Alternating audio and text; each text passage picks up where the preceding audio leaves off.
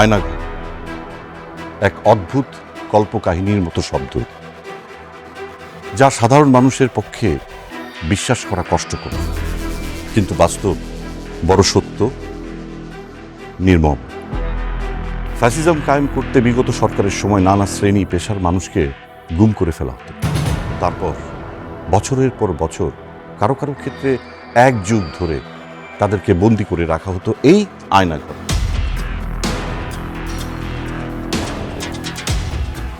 Fascist দানবের দয়া হলে কেউ কেউ হয়তো ছাড়া পেত, কিন্তু অধিকাংশই কখনো ফেরেনি। তারা কখনো ফিরবে কিনা কেউ জানে না, যেমন করে জানে না মায়ের ডাকে তুলি রহমান। তুলি রহমানের ভাই বিরোধী দলীয় নেতা সাজিদুল ইসলাম, জাহিদুল করিম তানভীর, আব্দুল কাদের ভুইয়া মাসুম, মাজারুল ইসলাম রাসেল, আসাদুজ্জামান রানা, আল আমিন, এস এম আদনান চৌধুরী ও কাউসার সহ সর্বমোট ৮ জনকে নাখালপাড়া থেকে গুম করে ফেলা হয় ৪ই ডিসেম্বর ২০১৩ সালে।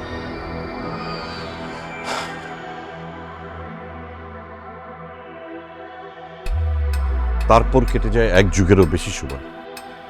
আজও তারা কেউ বাড়িতে ফিরে আসেনি।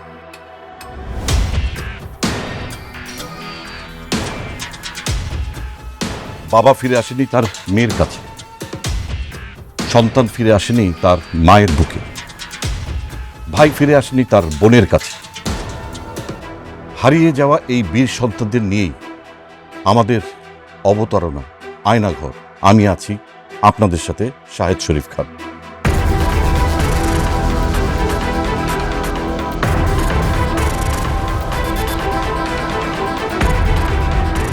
কি ঘটেছিল তাদের জীবনে, কেন আর কিভাবে তারা গুম হলেন, ব্যক্তি জীবনে তারা কেমন মানুষ ছিলেন, গুমের পরে আজও কিভাবে বেঁচে আছে তাদের পরিবার, কেউ কি বলতে পারবে তারা কি আদৌ ফিরবে নাকি আর ফিরবে না?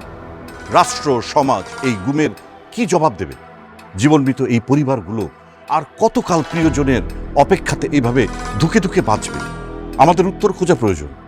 আমাদের সাথে আপনি উত্তর খুঁজে নেবেন, বিবেকের কাছে প্রশ্ন করবেন, এ কোন বাংলাদেশে ছিলাম আমরা ১৫টা বছর? এমন বাংলাদেশকে আমরা চেয়েছিলাম? পারবে কি জবাব দিতে রাষ্ট্র? পারবেন কি জবাব দিতে আপনি?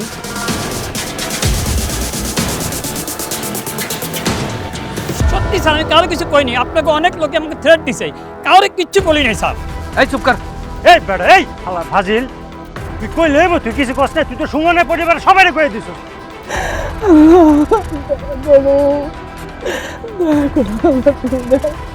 সাহস রাখো মা, তুমি এখন এই পরিবারের ভরসা, তোমাকে সাহস হারালে চলবে না। বাবা নাই, আদনানও নিখোঁজ, আমরা কি নিয়ে বাঁচবো বাবা? হাসে আপনি আমার স্বামীর সাথে দেখা করে দিতে পারবেন? কর না, কি কর লাগবো কর। তোমার দেখে আমার খুব মায়া লাগছে, তুমি ২০,০০০ টাকা নিয়ে আসো। এখন তো পরিস্থিতি খুব খারাপ, বুঝতেই পারছেন। মানে এই সময়ে স্ট্রেস পাওয়া খুব ডিফিকাল্ট। কোথায় আছে এটা খুঁজে বের করতে হলে আমাদের অনেক ধকল আছে। এসব কাজের জন্য আসলে কিছু অনেক খরচপাতি হয় আর কি, এটা তো বোঝেনি। ১,৫০ টাকা খরচ হয়ে যাবে আর কি। ভাইজান আসেন। তোমার মেয়ে কোথায়? ভাইজান, আর আমারে ফোন দিছো কি জন্য? ভাইজান আমি ওর খালার বাসায় পাঠিয়ে দিছি। তো আমারে খবর দিছো কি জন্য? আমি না একটা রাস্তা খুঁজে পাইছি, একটা উপায় পাওয়া গেছে ভাইজান। আপনারা না জানালে কেমনে হইব, এই জন্য ডাকছি। কি রাস্তা হয়েছে আবার? আপনার ভাইয়ের লগে আমার একজন দেখা করে দিতে চাইছে, কিন্তু বিনিময়ে আমার কাছে ২০,০০০ টাকা চাইছে। একদিন দেখা করবো ২০,০০০ টাকা? এটা কোনো কথা হইলো? হ্যাঁ, এটি সব ভুয়া খবর। এই সমস্ত খবর টবর মাথায় নিও না। ভাইজান আমার কাছে না কোনো টাকা পয়সা নাই, আমি কি কামো কি করবো কিচ্ছু জানি না। সেখানে যদি আমার কাছে ২০,০০০ টাকা আমি কই থেকে দেবো কোন? ভাইজান আপনি আমার একটু সাহায্য করেন না, আমি আপনার পরিশোধ করে দেবো নি সময় মতো। আরে এইসব খবর তুমি মাথায় নিও না তো। আর ২০,০০০ টাকা আমি পাবো কই থেকে? আমার কাছে টাকা আছে, এত টাকা আমার কাছে কি আছে? আপনি একটু চেষ্টা করে দেখেন না, আপনার তো সামর্থ্য আছে, আপনি একটু চেষ্টা করলেই পারবেন। ভাইজান একটু দেখেন না। আরে বলতেছি তো আমার কাছে কোনো টাকা পয়সা নাই। আর তাছাড়া ঠিক আছে, আমার ভাই, আমারও তো কষ্ট লাগে নাকি? হ্যাঁ তো আপনার নিজের ভাই, নিজের মায়ের পেটের ভাই। 20,000 টাকা দিলে যদি দেখা হয়, হ্যাঁ লোকে কেমন আছে জানতে পারি, তাহলে দেন না ভাইজান, আমি আপনারা দিয়ে দেবো কইতাছি। তুমি তার সে তোমার ওই যে সোনা গয়না যা আছে আত্মস্বজন কিছু নাও, নিয়ে এটা আপাতত সারো, টাকা তো হইবই পরে। কিছু নাই ভাইজান, দেখেন এগুলো যদি সোনা হইতো তাহলে আমি কখন বিক্রি করে দিতাম, এগুলো সোনা না। আমার কাছে এত টাকা আমি দিতে পারবো না আসলে। আমি আপনার হাত ধরতেছি ভাইজান, আমার এই বাসান ভাই। আমার কাছে কোনো টাকা পয়সা নাই, আমি পায়ে ধরি, আমি পায়ে ধরতেছি। আরে আমি কোনোদিনও কিছু চাও আরে তুমি ওঠো ওঠো আমার বাসান। আর আমার কাছে থাকলে তুমি এইভাবে বলতে হইতো না, বোঝো না কেন? আমারও তো ভাই, আমার কষ্ট লাগে না?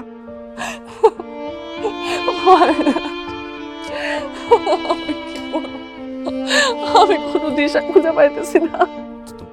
তুমি একটু ধৈর্য ধরো, সব ঠিক হয়ে যাবে, তুমি ধৈর্য ধরো। 20,000 টাকা আমি কই পাবো, কই পাবো আমি? আমার খাওয়ার টাকা নাই, শান্ত হ, তুমি একটু। টাকা নাই, আমি আমার মাইয়ারে পাঠিয়ে দিছি আমার বোনের বাড়ি। বাবারে, এই সমস্ত এগুলি তুমি কখন যে কি ফোন দিয়ে তোমারে বলে আর তুমি অস্থির হয়ে যাও, একটু একটু শান্ত হও। এগুলি আসলে ভুয়া খবর শুনতেছো তুমি। একদিন দেখা করে দিব, 20,000 টাকা দিবে, তো এটা হয় নাকি?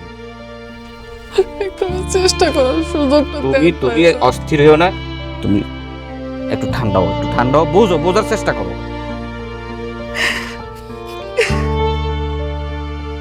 মা, একটা লোক আমাকে ফোন দিল, 50,000 টাকা দিলে আপনাদের খোঁজ দিবে বললো। কি বললো? কখন ফোন দিল? একটু আগে আমাকে ফোন দিছে। কিন্তু মা, একটু যাচাই বাছাই তো করা লাগবে। কত মানুষ তো কত কথা বলতেছে, আর আমরা তার পিছনেই দৌড়াইতেছি, কিন্তু আদনানকে তো আর ফিরে পাইতেছি না। মা, আমার না কেন যেন লোকটার কথা বিশ্বাসযোগ্য মনে হলো। আমার মনে হচ্ছে উনি আপনাদের কোনো না কোনো খোঁজ দিতে পারবে। তবুও মা, একটু খোঁজ খবর নেওয়া দরকার। মা, আপনার যদি টাকা পয়সার সমস্যা থাকে আমি তাহলে বাবাকে বলি। না মা, তোমার বাবাকে বলার দরকার নাই, বিষয়টা সেটা না।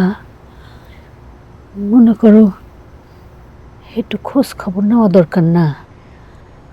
মা, আমার মন বলছে এবার আমরা আপনাদের খোঁজ পাবোই। তাই যেন হয় মা, তোমার কথাই যেন ঠিক হয়। মা, তাহলে আমরা যাই। ঠিক আছে মা, চলো তাহলে সেই লোকের কাছেই যাই।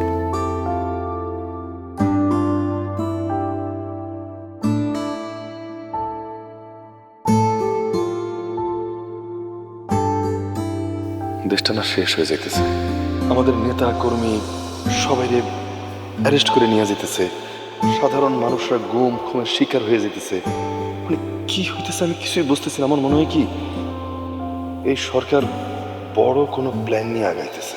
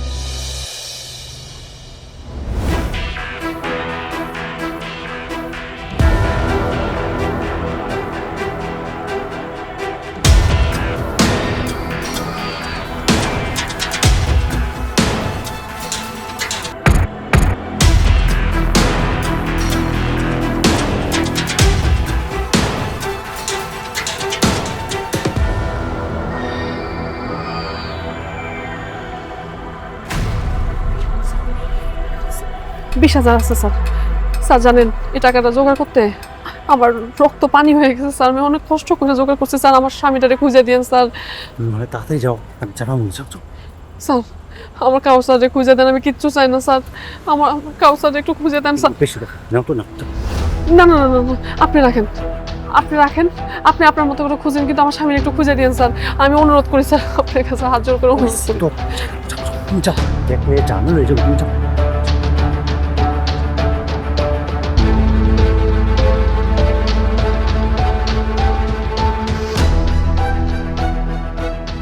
মানুষ যখন বিপদে পড়ে তখন দেখবেন কিছু মানুষ আছে যারা এই বিপদের মধ্যেই তাকে ব্ল্যাকমেইল করে।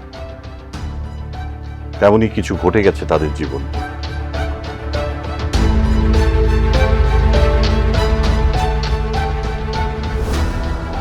এই ভিকটিম পরিবারগুলিকে নানাভাবে নানা মানুষজন ব্ল্যাকমেইল করা শুরু করে।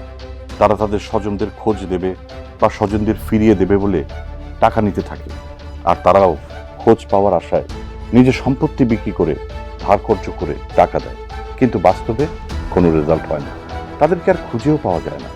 আর এই সমস্ত কাজগুলি কিন্তু করেছিল কিছু সংখ্যক অসাধু মানুষ। দুঃখজনক হলেও সত্য, এদের মধ্যে অনেকেই ছিল আইন শৃঙ্খলা বাহিনীর সদস্য।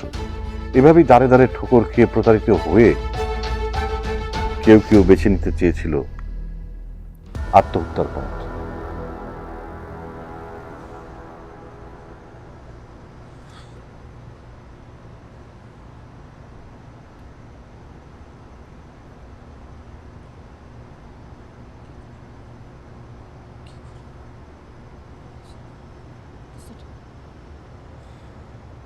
অস্থির লাগতেছে সবকিছু। কি করুম আল্লাহ, আমি কি করুম? আমার কিছু ভালো লাগতেছে না, অস্থির লাগতেছে।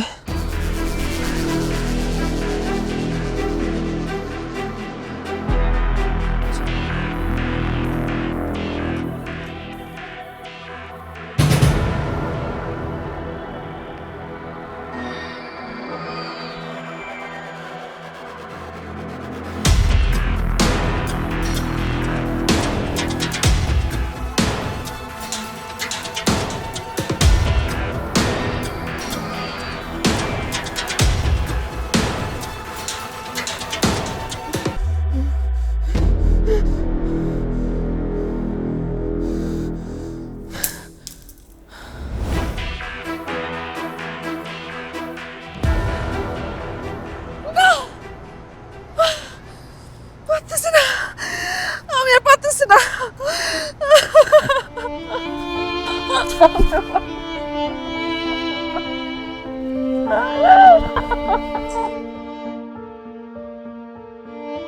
ভাবছি আমার মেয়েরটাকে নিয়ে মরে যাব, এমনি দিন আমাদের গেছে। তোলে আপা সাহস দিছে, না মারবা কেন, সাহস রাখো, খুঁজে দেখি যদি ওরা ফিরে আসে তাহলে আইসা তোমরা নাই, ওরা ফিরে এসে দেখবে না। মা, তুমি কেমন করে করতে চাইলা? হ্যাঁ, তোমার একবারও কি মনে হয় নাই তোমার একটা মেয়ে আছে? হ্যাঁ, সেই মেয়েটার কি অবস্থা হতো তুমি বলো তো? ওইটুকু মেয়েকে রেখে তুমি যদি চলে যাও, ওই মেয়েটাকে কে দেখবে? কার কার কাছে গিয়ে সে হাত পাতবে বলো তো?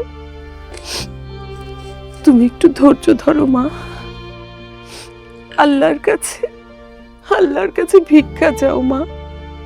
আমি আর কত ধৈর্য ধরুম? কাউসার কবে আসবে? আমার সুমন যেদিন ফিরে আসবে, দেখো কাউসারও তখন ফিরে আসবে। আমি মা হয়ে তার জন্য অপেক্ষা করছি, দেখো না আমার বুকটা ফেটে যাচ্ছে। তারপরও তো আমি অপেক্ষা করছি রে মা, তুমি অপেক্ষা করো, নিশ্চয়ই একদিন ফিরে আসবে। আমার সুমন, তোমার কাউসার, সবাই একদিন ফিরে আসবে।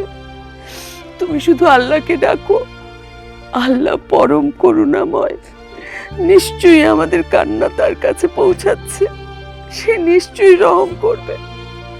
একদিন না একদিন আমার সন্তান, তোমার স্বামী নিশ্চয়ই ফিরে আসবে মা, ধৈর্য ধরো। মেয়েটার দিকে তাকিয়ে তুমি আল্লাহকে ডাকো, নিশ্চয়ই আমাদের সন্তান, আমাদের তোমার স্বামী সবাই ফিরে আসবে মা, নিশ্চয়ই ফিরে আসবে। দিশেহারা হয়ে যেতেছি, আমি কি করুম, কই যামু? একা একা এই যুদ্ধ কেমনে করুম? আমরা আছি না, আমি আছি, আমরা সবাই তোমার সাথে আছি, আমরা সবাই মিলে এই যুদ্ধ মোকাবেলা করব। আমরা এই সময়টাকে নিশ্চয়ই আমরা অতিক্রম করতে পারবো। একদিন না একদিন আমাদের সুখের দিন আসবে, আমাদের কাছে ওরা ফিরে আসবে। তুমি ধৈর্য ধরো মা, একটু ধৈর্য ধরো, আল্লাহকে ডাকো, আল্লাহকে শুধু ডাকো বারবার। আল্লাহ নিশ্চয়ই তোমার কান্না শুনবে মা, ধৈর্য ধরতেছি না, আমি আর পারতেছি না। বসুন্ধরা থেকে কি তোমরা কোনো অপারেশন করে কাউকে তুলে এনেছো? আর নাখালপাড়া থেকে কি কাউকে তুলে এনেছো তোমরা? না স্যার। সত্যি করে বলো, নাহলে কিন্তু পরে ঝামেলা হয়ে যাবে। সত্যি বলছি স্যার। তাহলে তোমরা সেদিন গাড়ি নিয়ে বসুন্ধরা কেন গিয়েছিলে? আমরা তো কোনো গাড়ি নিইনি স্যার। তোমরা গাড়ি নিয়ে যাও নাই? No sir. তোমরা কোথায় লুকিয়ে রেখেছো ওই 8 জনকে? স্যার আমরা জানি না স্যার। তার মানে তোমরা আমার কাছে কোনো তথ্য স্বীকার করবে না, তাই তো? স্যার আমাদেরকে কোনো ভুল বুঝবেন না স্যার।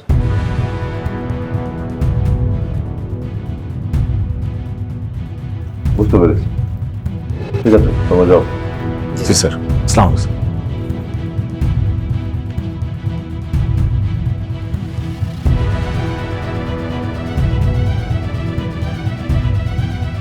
ইয়া আল্লাহ, ইয়া রহমানুর রহিম, আমার ছেলেকে তুমি আমার কাছে ফিরিয়ে দাও। ইয়া আল্লাহ, আমি আর ধৈর্য রাখতে পারছি না আল্লাহ, আমার কলিজা ফেটে যাচ্ছে আল্লাহ।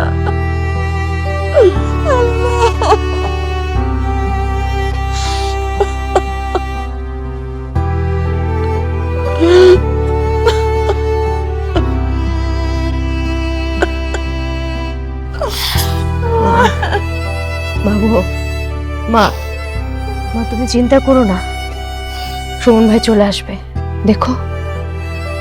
তুই কিভাবে এই কথা বলছিস মা? তুই কিভাবে বলছিস যে আমার সুমন আমার কাছে ফিরে আসবে? তুই জানিস আসবে মা। আমি অনেক জায়গায় ফোন করেছি, তাদেরকে আমি সবকিছু খুলে বলেছি। তারা আমাকে কথা দিয়েছে যে করে হোক সুমন ভাইকে খুঁজে বের করবে। আল্লাহ যেন তোর কথাটা ঠিক করে মা, তোর কথা যেন সত্যি হয়, আমাদের সুমন যেন আমাদের কাছে ফিরে আসে মা। মা মা গো, তুমি একটু রেস্ট নাও না মা, একটু রেস্ট নিবা। তুই কি বলছিস? এই অবস্থায় আমি রেস্ট নিতে পারবো? আমার ছেলে আমার বুকে নেই, কবে আসবে, কি হবে, কোথায় আছে কিচ্ছু জানি না, আমি কিভাবে রেস্ট নিব তুই বল। মা গো, তুমি তো কাল থেকে জেগে আছো, তুমি অসুস্থ হয়ে যাবে, একটু রেস্ট নাও মা। না মা, আমি ঠিক আছি, আমি এখন ঘুমাতে পারবো না, আমার ঘুম আসবে না মা। তুই একটা কাজ কর, তুই চেষ্টা করতে থাক, আমি আল্লাহর কাছে দোয়া করতে থাকি আমার ছেলেকে যেন আল্লাহ ফিরিয়ে দেয়। আল্লাহ, আমার যদি কোনো দোষ থাকে, আমার পাপের শাস্তি আমাকে দাও আল্লাহ, আমার ছেলেকে তুমি ফিরিয়ে দাও, আমার ছেলেকে ফিরিয়ে দাও।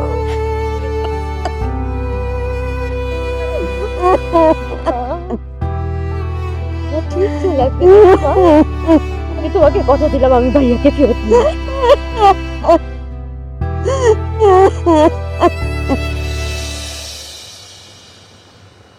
আর কি বলেছো তোমাদের? এই যে স্যার কিভাবে অপারেশন করেছি, কোথায় রেখেছি, এসব জানতে চাচ্ছিল।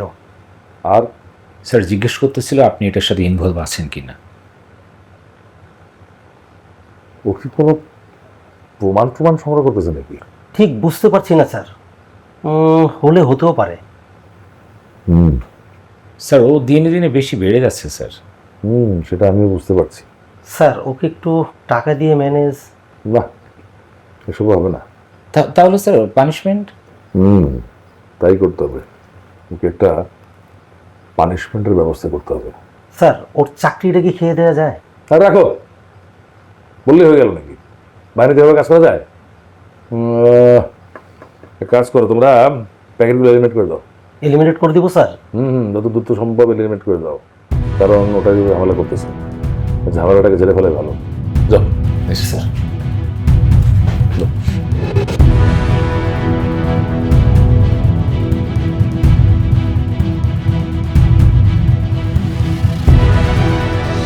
স্যার বিশ্বাস করেন, আমি আসলে এই কাজগুলো করতে চাইনি, কিন্তু আপনি তো বড় স্যারকে চিনেন, জানেন আমার আসলে কিছু করার ছিল না। বড় স্যারের সাথে আমারও কথা হয়েছে, আমি তাকে কয়েকবার বোঝানোর চেষ্টা করেছি, রিকোয়েস্ট করেছি, বাট এজন্যই হয়তো আমাকে বদলি করে দেওয়া হচ্ছে।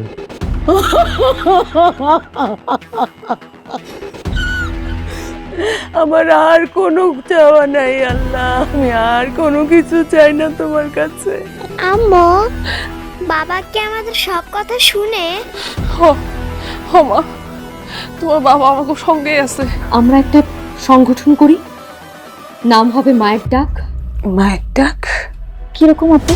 আমরা যারা আমাদের ভাই, সন্তান, স্বামী হারিয়েছি, তারা সবাই একসাথে আমরা যুক্ত থাকব। আর এই সংগঠন থেকে মানববন্ধন হবে, র্যালি হবে, যাতে বিশ্ববাসীকে আমরা জানান দিতে পারি যে আমরা আমাদের আপনজনদেরকে হারিয়েছি, তারা গুমের শিকার হয়েছে।